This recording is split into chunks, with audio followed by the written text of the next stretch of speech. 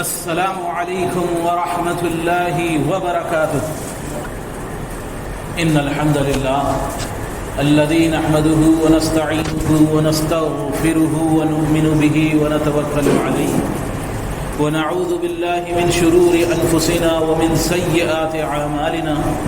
من يهده الله فلا مضل له ومن يضلله فلا هادي له وأشهد أن لا إله إلا الله وحده لا شريك له وأشهد أن محمدا عبده ورسوله.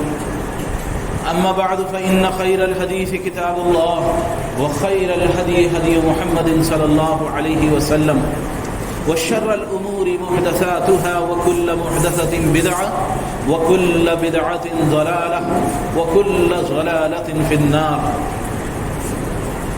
قال الله سبحانه وتعالى في القرآن المجيد والفرقان الحميد: أعوذ بالله العظيم وبوجهه الكريم وسلطانه القديم من الشيطان الرجيم من همزه ونفخه ونفسه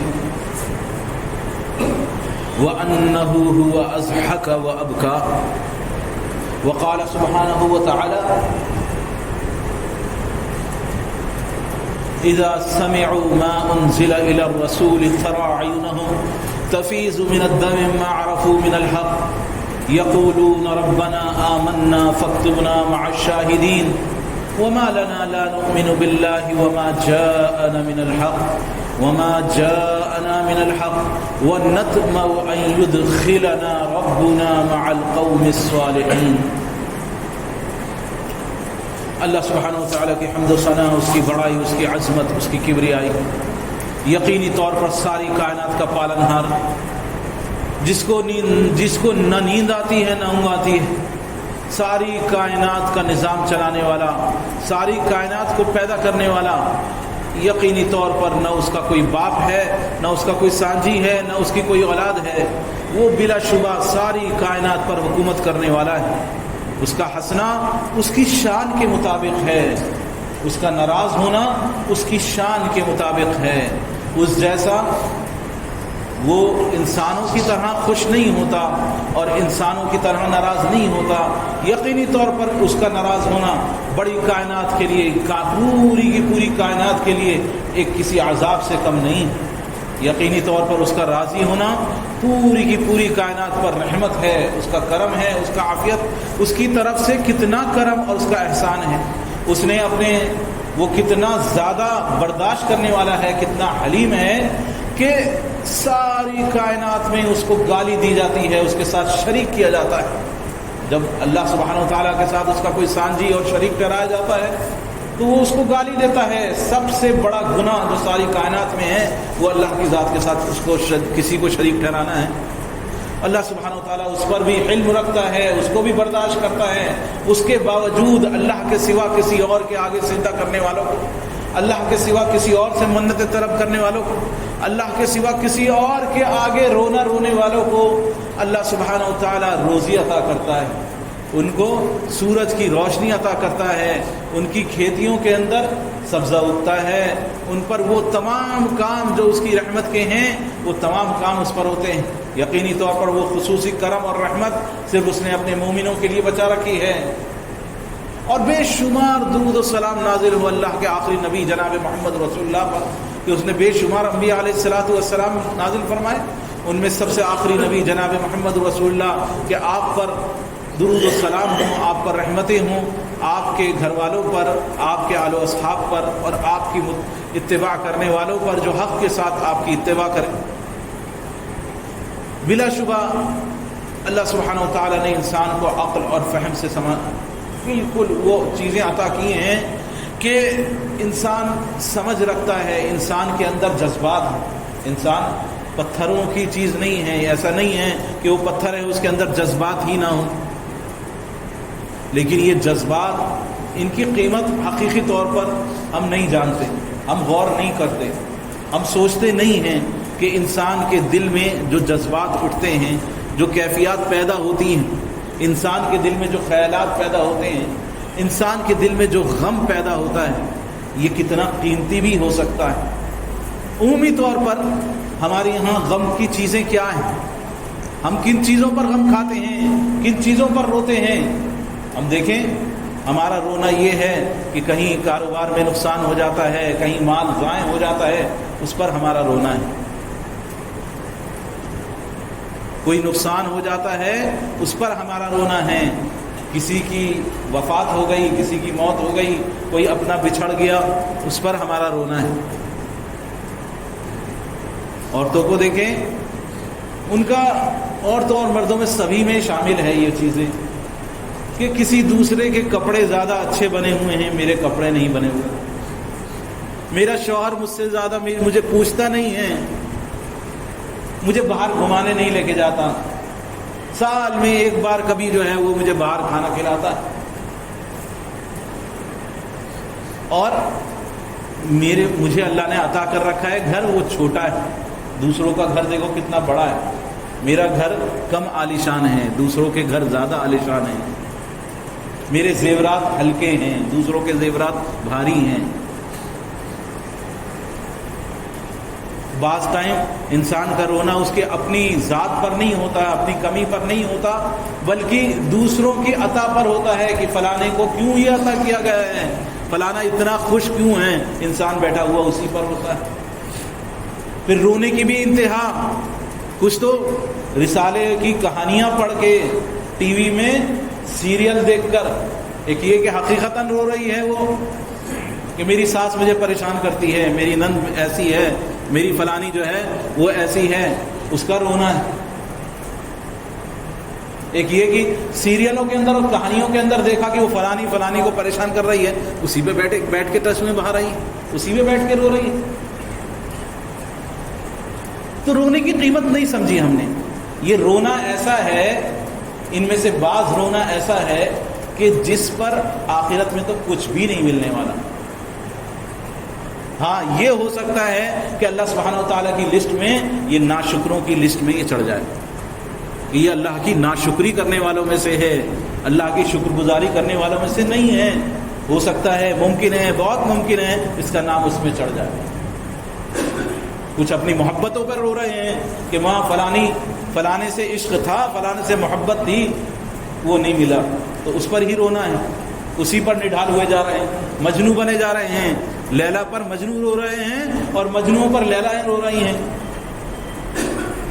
تو یہ رونا ایسا ہے جس پر آخرت میں کچھ نہیں ملنے والا. ہاں آخرت میں عذاب ہو سکتا ہے ایسے رونے پر، ممکن ہے کہ آخرت میں ایسے رونے پر عذاب ہو. کچھ رونا ایسا ہے کہ کسی کی موت پر رونا درست ہے، تکلیف ہوئی، انسان رویا، لیکن یہ کہ آواز کے ساتھ رویا، ہیلا خوب زور سے چیخ چلا کے رویا، ہائے تم چلے گئے، ہائے یہ ہو گیا، ہائے وہ ہو گیا، تو اس پر اس مردے پر بھی عذاب ہے اور انسان کے خود کے اوپر بھی عذاب ہے. تو بہت سارے رونے ایسے ہیں، بہت سارے رونے ہیں. امام ابن قیم نے ذات المعاد کے اندر 10 طرح کے رونے ذکر کریں کہ عمومی طور پر انسان 10 وجہوں سے روتا ہے. ایک پہلا رفقت کی وجہ سے، انسان کو کسی پر ترس آ جاتا ہے، کسی پر رحم آتا ہے تو انسان اس وجہ سے روتا ہے. کسی بچے کی وفات ہو گئی، کسی بچے کے چوٹ لگ گئی، تکلیف ہو گئی، کسی انسان کا کوئی غم دیکھا تو اس کے غم اس کے اوپر ترس کھا کے اس کی رحمت میں انسان روتا ہے. ایک انسان خوف کی وجہ سے روتا ہے. دوسری وجہ انسان کے رونے کی خوف کی وجہ سے ہے. کسی چیز کو دیکھا، انسان ڈر گیا، جب ڈر کی انتہا پر پہنچا تو رونے لگا. کوئی ڈراؤنی چیز دیکھ لی اور ڈر کے مارے رونا شروع کر دیا. شوق اور محبت کی وجہ سے روتا ہے. شوق اور محبت کی وجہ سے رونا، کسی چیز کا شوق ہے، تمنا ہے، اس کی وجہ سے روتا ہے. محبت ہے، اس کی محبت میں انسان رو رہا ہے. اب یہ محبت حرام محبتیں ہیں یا حلال محبتیں ہیں؟ یہ محبت اللہ کی محبت ہے، اللہ کی ملاقات کا شوق ہے، یا پھر دنیا کی چیزوں کی محبت ہے جن کے نہ ملنے کا انسان جو ہے اس پر روتا ہے.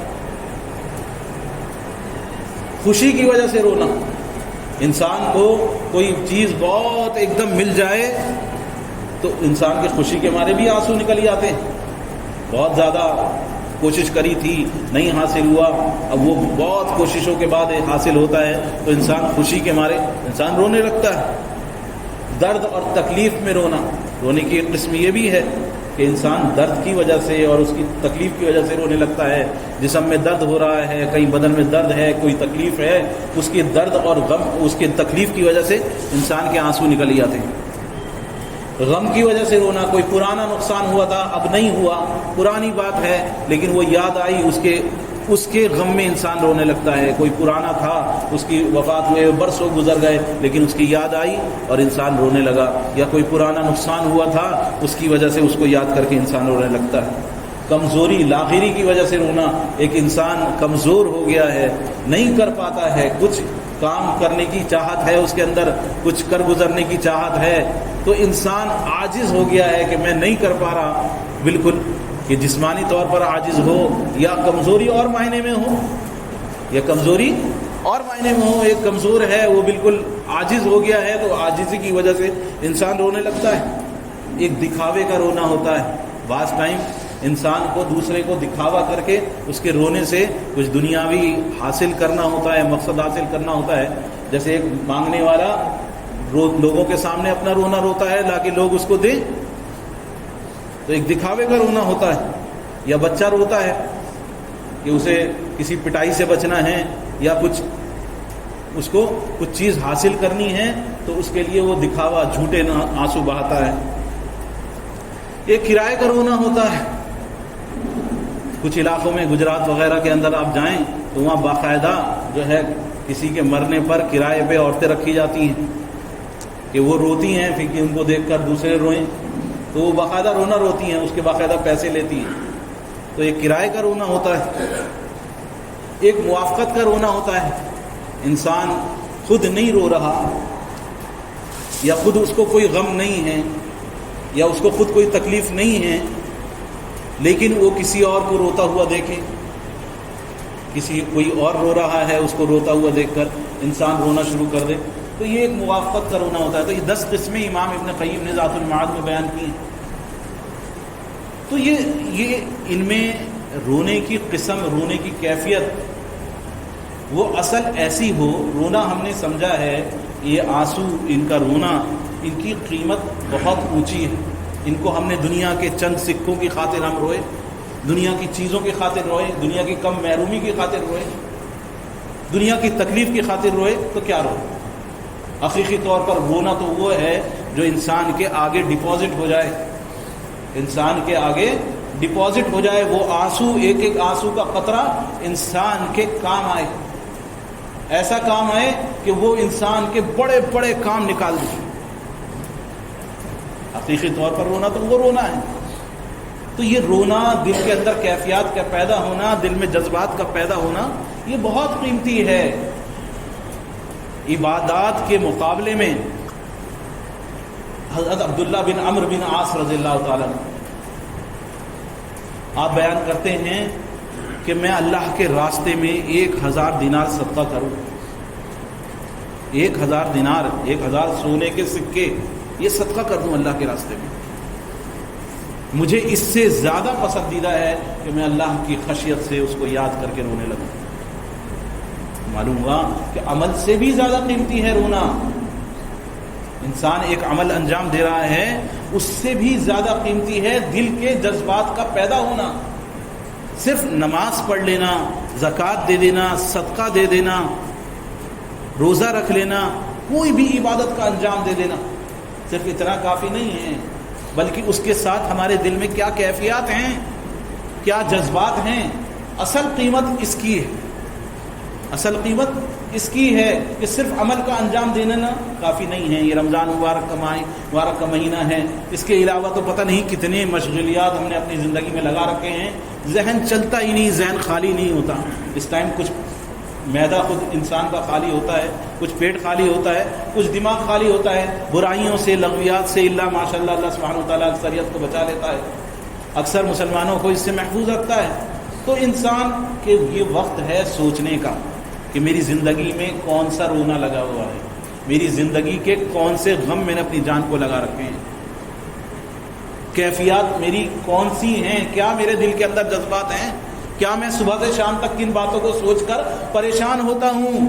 میرا بلڈ پریشر ہائی ہوتا ہے کن باتوں کو سوچ سوچ کر؟ کیا وہ مٹی کے ڈھیر کے اوپر میں سوچ رہا ہوں؟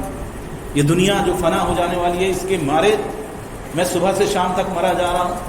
اور بھلا بتاؤ کتنی بری موت ہے، کتنی بری موت ہے اس شخص کی جو شخص دنیا کے نقصان پر، مال کے نقصان پر، دنیا کی کسی چیز کے ضائع ہو جانے پر، دنیا کے کسی چیز کے نہ ملنے پر روتے ہوئے مر جائے کہ فلانی چیز کا نقصان ہوا، ہائے ہارٹ فیل ہو گیا، مر گئے۔ تو بلاؤ کتنی بری موت مرے کہ دنیا کی محبت میں مرے، دنیا کی محبت میں مرے۔ حقیقتاً کون سی محبت، کون سا جذبہ، ایسا کون سا جذبہ ہے جو انسان کے کام آنے والا ہے؟ اللہ کے رسول صلی اللہ علیہ وسلم کی مجلس میں صحابہ اکرام آتے تھے نماز پڑھنے، فرض نماز پڑھنے۔ ہمارے یہاں تو جو اپنے آپ کو مسلمان کا دعویٰ کرتے ہیں وہی نمازوں سے غائب ہیں، لیکن اللہ کے رسول صلی اللہ علیہ وسلم کے زمانے میں منافقین جن کے دلوں میں ایمان نہیں تھا وہ بھی نماز میں آتے تھے، جماعت کی نماز میں شامل ہوتے تھے۔ بعض ٹائم ایسا ہوتا تھا کہ ایک صف پوری کی پوری جڑ کر کھڑی ہوئی ہو، مونڈے سے مونڈا، قدم سے قدم ملا رکھا ہو، بالکل جڑے ہوئے ہوں، اور اس میں سے یہ کون ہے؟ یہ منافق ہے، اور یہ کون ہے؟ یہ صحابی ہے۔ ساتھ کے ساتھ مل کے دونوں نماز پڑھ رہے ہیں، ایک صف میں کھڑے ہوئے ہیں، منافق بھی کھڑے ہوئے ہیں، مسلمان بھی کھڑے ہوئے ہیں۔ کیا چیز تھی جو ان دونوں کو الگ کرنے والی تھی؟ وہی جذبات۔ نماز جیسے وہ پڑھ رہا ہے، وہ پڑھ رہا ہے، وہ بھی رکوع کر رہا ہے، وہ بھی رکوع کر رہا ہے، وہ بھی سجدہ کر رہا ہے، وہ بھی سجدہ کر رہا ہے، لیکن اس کے دل کے اندر کیا کیفیت؟ اس کا دل میں کتنا ایمان ہے، کتنا آخرت کا خوف ہے، کتنا اللہ کے سامنے کھڑے ہو جانے کا خیال ہے، کتنی بدعمالیوں سے انسان اپنی بدعمالیوں پر اس کے دل میں کتنی فکر ہے، کتنی نیکیوں کو حاصل کرنے کا اس کے اندر شوق ہے۔ یہ وہ چیزیں ہیں جو ایک مومن کو ایک منافق سے الگ کرتی ہیں۔ تو اگر دل میں جذبات نہیں ہیں، بس ایویں ہی آئے اور آ کے اپنی عبادت انجام دے دی، نماز پڑھنے آئے، بس روٹین ہم نے بنا رکھا ہے، عادت ہے، عادتاً آئے نماز پڑھنے، نماز پڑھی، 2 رکوع یوں یوں یوں یوں، 2 رکعتیں 4 رکعتیں گن کے ہم نے پڑھی، دھاں دھوں دھاں دھوں دھاں دھوں۔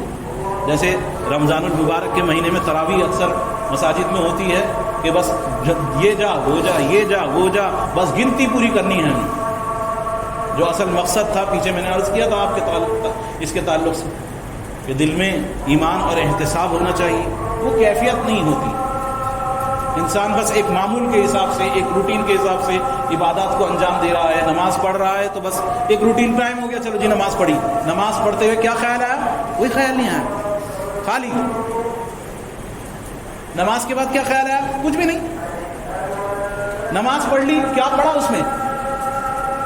پتہ نہیں کیا پڑھا۔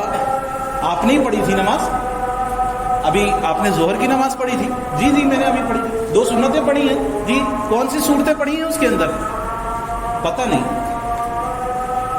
کیا خیال کر کے پڑھی تھی، کیا دل میں جذبات تھے؟ اللہ کے سامنے کھڑا ہوا ہوں، اس کو منہ دکھانا ہے، ایک دن اس کے سامنے جا کے کھڑا ہونا ہے، پتہ نہیں۔ انسان عبادت پر عبادت انجام دے رہا ہے، فرض ادا ہو رہا ہے، فرض ادا، امید یہی ہے کہ فرض ادا ہو رہا ہے۔ انسان نماز کو چھوڑ کے کفر کے اندر جا کے مل جاتا ہے۔ جو جان بوجھ کر نماز کو چھوڑ دے، من ترک الصلاۃ متعمدا فقد کفر، نماز کو جان بوجھ کے چھوڑ دیا، کفر میں جا کے مل گیا۔ اب یہ کفر میں تو نہیں جا کے مل رہا ہے کیونکہ نماز تو پڑھ رہا ہے، لیکن یہ نماز قائم نہیں ہو رہی، یہ نماز قائم نہیں ہو رہی، یہ بس پڑھ رہا ہے، بس ادا کر رہا ہے۔ اس کے دل میں کوئی جذبہ نہیں ہوتا، کوئی کیفیت نہیں ہوتی، اس کے سامنے نہ جنت ہے نہ دوزخ ہے، اس کے سامنے نہ اللہ کی عظمت ہے، نہ اس کا غصہ ہے، نہ اس کی نہ ناراضگی ہے، نہ اس کی خوشنودی ہے، کچھ بھی اس کے آنکھوں کے سامنے نہیں ہے، کوئی کیفیت سے یہ نہیں گزرتا۔ تو ایسی نماز وہ انعام جو اللہ سبحانہ وتعالیٰ کا نماز پر ہے، جو اللہ کی طرف سے مدد ہے کہ نماز پڑھو میں تمہیں عطا کروں گا، نماز پڑھو میں تمہیں عطا کروں گا. دعائیں پڑھتے ہیں میاں, لوگ پوچھتے ہیں میاں یہ وہ فلانا پریشانی ہے ہمارے ساتھ, اس کے لیے کون سی دعا پڑھے؟ دعا بتا دی ان کو. کہہ رہے ہیں بھائی بہت دعا پڑھی, دعا تو بہت پڑھی, کچھ بھی نہیں ہوا. کیا سوچ کے پڑھی تھی کہ بس یہ دعا جو ہے پڑھ لیں گے, یہ منتر ہے, گھمایا اور بس ہو گیا. نہ دعا کے اندر اس کے معنوں کو سمجھا, نہ اس کا مطلب کو سمجھا, نہ اس سے دل کے اندر کوئی تمنا اس کے اندر پیدا ہوئی, نہ اللہ کا کوئی خوف پیدا ہوا, نہ کہ اللہ کی خوشنودی کے ساتھ اللہ کی خوشنودی آنسو گرا کے چند رو کر دھو کر اللہ سبحانہ تعالیٰ سے مانگا, طلب کرا, بس پڑھ لیا. تو یہ ان نمازوں پر, ان دعاؤں پر کچھ نہیں ملنے والا. اللہ تعالیٰ کہ اللہ تعالیٰ نے اس کے نصیب میں لکھا ہے تو عطا کر دیتا ہے, لیکن وہ کیفیت جب تک نہیں ہوگی, وہ جذبات جب تک نہیں ہوں گے, وہ تعلق اللہ سے نہیں ہوگا, تو وہ انعام جو اللہ سبحانہ و تعالیٰ کا اس کے ساتھ ہے, جو اللہ کے وعدے اس کے ساتھ ہیں, وہ وعدے نہیں پورے ہوتے, نہیں پورے ہوتے ہوئے دیکھتے. اللہ کی خاطر رونے کا, اللہ کی خاطر دل کے جذبات پیدا کرنے کا انسان. بہت سارے لوگ کہتے ہیں کہ میاں روئیں کیوں؟ روتا تو کمزور آدمی ہے. کوئی مضبوط آدمی روتا ہے؟ میاں جو ہم تو مرد ہیں, ہم تو مضبوط ہیں, یا ہم مضبوط جذبے کے ہیں, ہم کیوں روئیں گے؟ اگر انسان دنیا کے اعتبار سے کہہ رہا ہے کہ میں مضبوط ہوں, مضبوط ذہن کا آدمی ہوں, تو ٹھیک ہے. لیکن اگر وہ آخرت کے پلڑے میں اپنے آپ کو تولے, اللہ سبحانہ تعالیٰ کے آگے اپنے آپ کو رکھے, تو اس سے زیادہ کمزور آدمی کوئی ہو سکتا ہے؟ اللہ کی ذات کو اپنے آگے رکھے کہ اللہ سبحانہ تعالیٰ کی ذات کتنی عظمت والی ہے, کل قیامت والے دن میں مجھے اس کے سامنے کھڑا ہونا ہے, وہ مجھ سے حساب لے گا, مجھے اپنے اعمال کا اس کے سامنے حساب دینا ہے. جنت کا شوق ہو, دل میں جہنم کا خوف ہو, قبر میں جانے کا, قبر کے سوالات کا سامنا کرنے کا, قبر کا اندھیرا, اس کے عذاب, آخرت کے معاملات, انسان ان سب چیزوں کو سوچے تو اس سے زیادہ کمزور کوئی ہے؟ اس سے زیادہ کوئی کمزور نہیں ہے. انسان آخرت کے پلڑے میں اپنے آپ کو رکھ کے دیکھے تو یہ سب سے کمزور آدمی ہے. تو اس کمزور آدمی کے لیے کیا ہے؟ یہ اس کے جذبات, جو اس میں دل میں اس کے جذبات پیدا ہوتے ہیں, ان کی اللہ سبحانہ تعالیٰ کی قیمت ہے.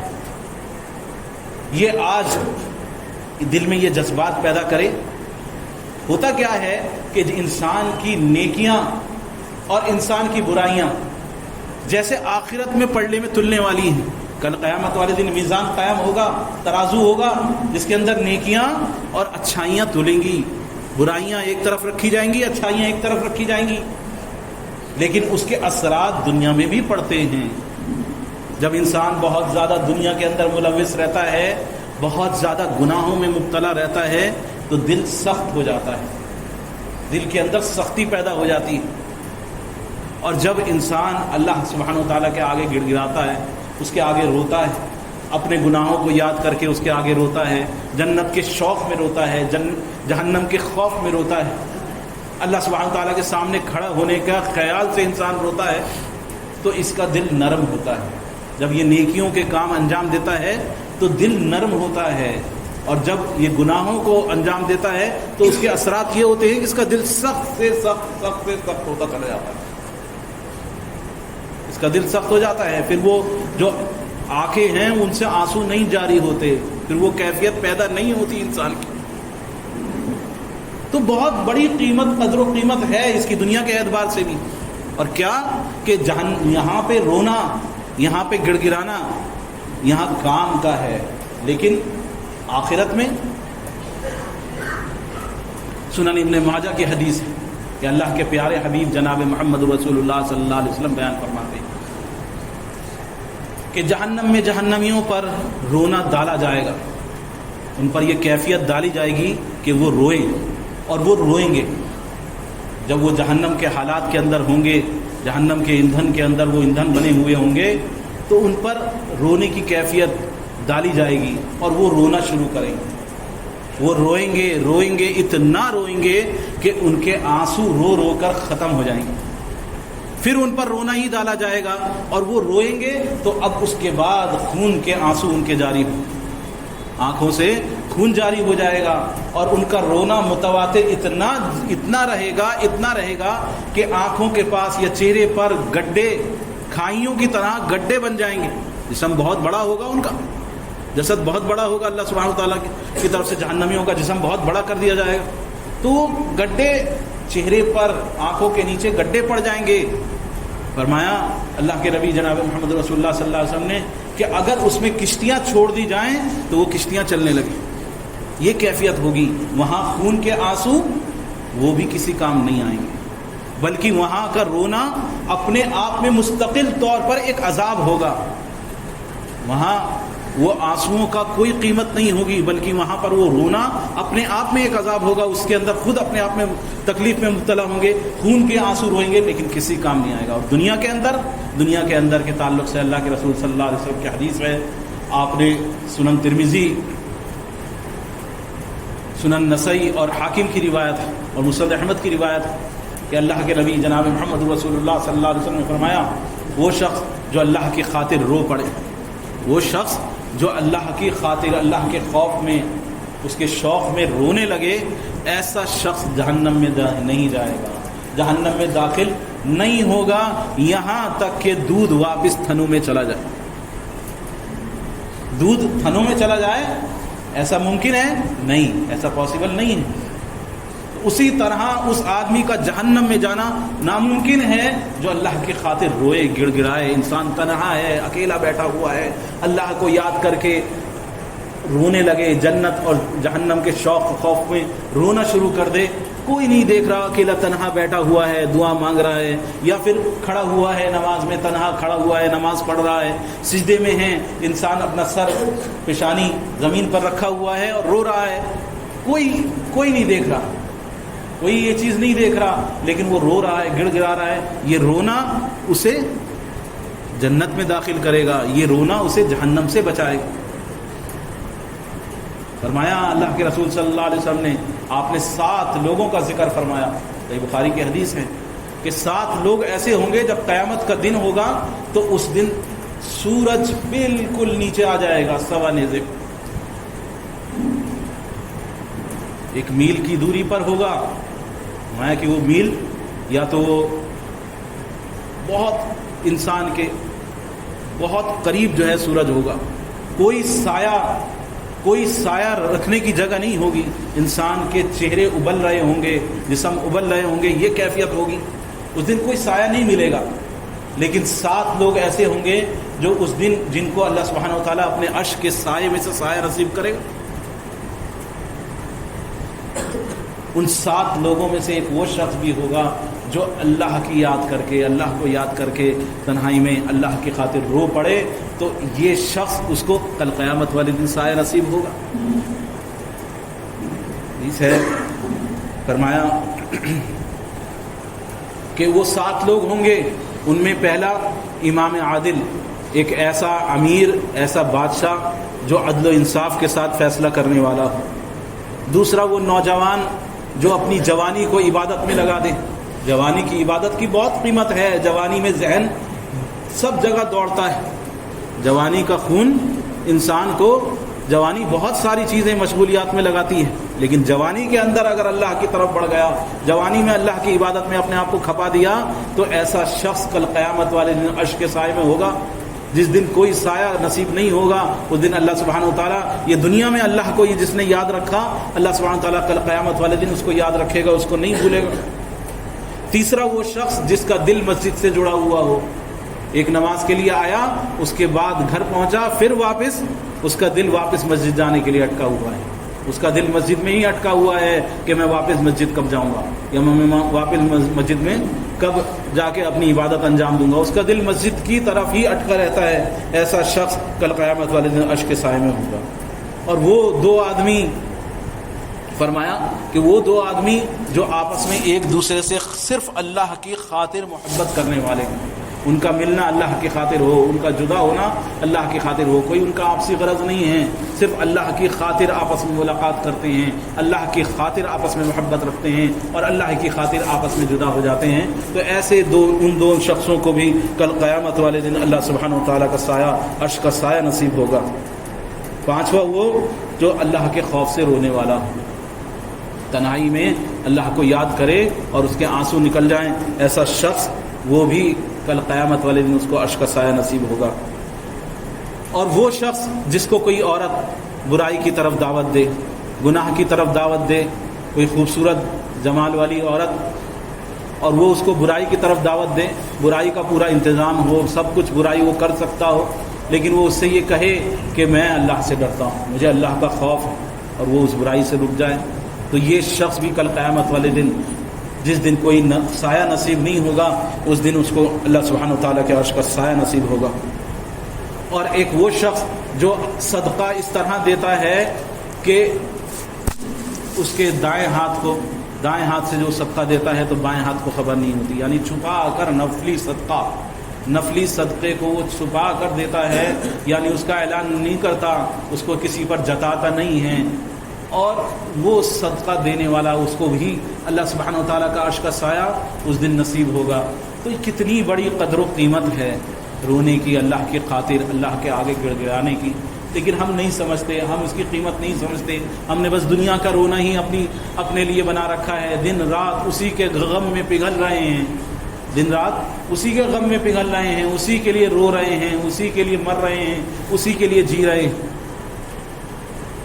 اللہ سبحانہ وتعالیٰ نے قرآن پاک میں فرمایا وَأَنَّهُ هُوَ أَضْحَكَ وَأَبْكَىٰ، اللہ ہی ہے جو ہنساتا ہے اور جو رلاتا ہے۔ ائمہ نے لکھا کہ اللہ سبحانہ وتعالیٰ ہی آخرت میں لوگوں پر ایسے حالات ڈالے گا کہ وہ آخرت کے اندر جو ان کے اوپر عذاب ہوں گے اس کی وجہ سے وہ رونے لگیں گے، یا ان پر جو انعامات اللہ کے ہوں گے اس کی وجہ سے وہ ہنسنے لگیں گے۔ قرآن پاک میں دوسری جگہ اللہ سبحانہ وتعالیٰ نے ذکر فرمایا ایسے لوگوں کا، سورہ بنی اسرائیل کے آخر میں ایسے لوگوں کا ذکر فرمایا جن کے سامنے جو پچھلی قومیں تھیں، پچھلی قوموں میں سے گزرے، ان کے سامنے جب قرآن پاک کی آیت آتی تھی، قرآن پاک سن کر، قرآن پاک پڑھ کر، اللہ کے عذاب کو سن کر، اللہ کے عذاب کو پڑھ کر انسان کا رونا، یہ اللہ کے رسول صلی اللہ علیہ وسلم کی سنتوں میں سے ایک سنت ہے۔ لیکن ہمارے دل کیونکہ بہت زیادہ سخت ہیں، تو اب ہمارے سامنے جتنا چاہے جہنم کے تذکرے کر لیجیے، جتنے چاہے عذاب کے تذکرے کر لیجئے، ہمارے دل پہ کوئی تاثر پیدا نہیں ہوتا، کوئی کیفیت پیدا نہیں ہوتی۔ لیکن اللہ سبحانہ تعالیٰ فرما رہا ہے کہ پچھلی قومیں وَإِنَّ الَّذِينَ أُوتُوا الْعِلْمَ مِنْ قَبْلِهِ، اس سے پہلے جن لوگوں کو علم دیا گیا تھا، جن لوگوں کے پاس اللہ کی کتاب آئی تھی، گزشتہ کتابیں، یا وہ جو گزشتہ قوموں کے تھے مسلمان ہوئے اور ان کے سامنے قرآن پڑھا گیا، یا انہوں نے اپنی کتابوں میں ذکر پڑھا، تو ایسے لوگوں کا حال اللہ سبحانہ تعالیٰ بیان فرمایا وَأَنَّ الَّذِينَ أُوتُوا الْعِلْمَ مِنْ قَبْلِهِ إِذَا يُتْلَىٰ عَلَيْهِمْ يَخِرُّونَ لِلْأَذْقَانِ سُجَّدًا، جب ان کے سامنے اللہ کا ذکر ہوتا تھا، اللہ کی بات بیان کی جاتی تھی، اللہ کی عظمت کو بیان کیا جاتا تھا، تو وہ اپنے چہروں کے بل، اپنی تھوڑیوں کے بل سجدوں میں گر پڑتے تھے۔ وَيَقُولُونَ، اور وہ یہ کہتے تھے سبحان ربنا إِن كَانَ وَعْدُ رَبِّنَا لَمَفْعُولًا، وہ یہ کہتے تھے کہ اللہ کی ذات پاک ہے، اس کا وعدہ جو اس نے وعدہ کیا ہے کہ مجرموں کو سزا دے گا اور اپنے فرمانبرداروں کو وہ نعمتیں عطا کرے گا اور ان کو باغات کے اندر داخل کرے گا، وہ اس کا وعدہ سچا ہے جو اس نے وعدہ کیا ہے۔ وَيَخِرُّونَ لِلْأَذْقَانِ يَبْكُونَ وَيَزِيدُهُمْ خُشُوعًا، اور وہ تھوڑیوں کے بل، اپنے چہروں کے بل روتے ہوئے سجدوں میں گر جاتے ہیں، اور ان کے یہ رونا، ان کی یہ کیفیت، ان کا یہ دل کے جذبات ان کے ایمان کو، ان کے خشوع کو اور بڑھانے والے۔ وہیں اللہ سبحانہ وتعالیٰ نے 7ویں سپارے کی پہلی آیت اور دوسری آیت، اس میں اللہ سبحانہ وتعالیٰ فرما رہا ہے نصرانی کا حال، نصارہ کا، عیسائیوں کا حال بیان فرما رہا ہے کہ جب ان کے سامنے قرآن پڑھا گیا، حضرت جعفر رضی اللہ عنہ کے سامنے قرآن کی تلاوت کری، عیسائیوں کا ایک وفد تھا، اور اس طرح کے دوسرے واقعات پیش آئے کہ وہ پچھلی قوموں کے لوگوں کے سامنے جب قرآن پاک پڑھا گیا وَإِذَا سَمِعُوا مَا أُنزِلَ إِلَى الرَّسُولِ، جب انہوں نے وہ سنا جو اللہ کے رسول صلی اللہ علیہ وسلم کے اوپر نازل ہوا ہے، اللہ کا نازل کردہ کتاب کو انہوں نے سنا، وَإِذَا سَمِعُوا مَا أُنزِلَ إِلَى الرَّسُولِ تَرَىٰ أَعْيُنَهُمْ تَفِيضُ مِنَ الدَّمْعِ مِمَّا عَرَفُوا مِنَ الْحَقِّ، آپ دیکھیں گے کہ ان کی آنکھیں آنسوؤں سے بھر گئی ہیں، ترى اعینہم تفیض من الدم مما عرفوا من الحق، یہ اس وجہ سے کہ انہوں نے حق کو پہچان لیا، واقعی میں حق ہے، دین اسلام حق ہے، اللہ کے سامنے کھڑا ہونا سچا ہے، اللہ کے سامنے کھڑا ہونا حق ہے، عذاب قبر حق ہے، کل قیامت والے دن حساب کتاب حق ہے، جہنم کا عذاب حق ہے، جنت حق ہے۔ جب ان کے سامنے اس چیز کی معرفت آ گئی، یہ چیز کو پہچان گئے، تو ان کی آنکھیں آنسوؤں سے بھری ہوئی آپ دیکھیں گے، ترى اعینہم تفیض من الدم مما عرفوا من الحق یقولون ربنا آمنا فاکتبنا مع الشاہدین، اور ان کے زبانوں سے یہ دعائیں نکلتی ہیں، یقولون ربنا آمنا، اے رب ہمارے ہم تجھ پر ایمان لے آئے، فاکتبنا مع الشاہدین، بس تو ہمیں گواہوں میں لکھ دے، ہمیں مسلمانوں میں لکھ دے، ہمیں تیری حق کی گواہی دینے والوں میں العالمین تو ہمیں شامل کر دے، فاکتبنا مع الشاہدین وما لنا لا نؤمن باللہ وما جاءنا من الحق، اور ہم کیوں اللہ پر ایمان نہ لائیں، ہم کیوں اس کی فرمانبرداری نہ کریں، کیوں اس کے آگے سجدہ ریز نہ ہوں، کیوں اس کے آگے نہ گڑ گڑائیں، کیوں اس کے لیے نہ روئیں، کہ جب کہ ہم حق کو پہچان گئے، ہمارے سامنے حق آ گیا ہے، سچ بات آ گئی ہے، ہمارے دل نے اس کو قبول کر لیا ہے، دل نے کہہ دیا ہے یہی سچ ہے، یہی حقیقی طور پر بالکل سچ، بالکل مستحکم بات ہے۔ جب دل نے قبول کر لیا ہے تو پھر کیوں ہمارا دل نہ روئے؟ اور ہم یہ امید کرتے ہیں کہ اللہ سبحانہ و تعالی ہمیں نیکوکار میں ہمارا شمار کرے۔ تو رونے والے تھے، گڑ گڑانے والے تھے، اللہ کے آگے آنسوؤں سے اپنے چہرے کو بھر دینے والے تھے، ان کے سجدے ایسے تھے کہ وہ اپنے سجدوں میں روتے تھے۔ ہماری نمازوں کی کیفیت ایسی نہیں ہے، یعملون تعملون والا معاملہ ہے، نماز پڑھتے ہیں لیکن دل میں کوئی تاثر پیدا نہیں ہوتا، اللہ کے آگے ہم روتے گڑ گڑاتے نہیں ہیں۔ یہ رمضان المبارک کا موقع ہے، سوچیں، غور کریں کہ ہم اللہ کی ناشکریوں پر تو نہیں رو رہے، ایسا تو نہیں ہے کہ ہم اللہ کی ناشکری کر رہے ہیں اپنی زبان سے۔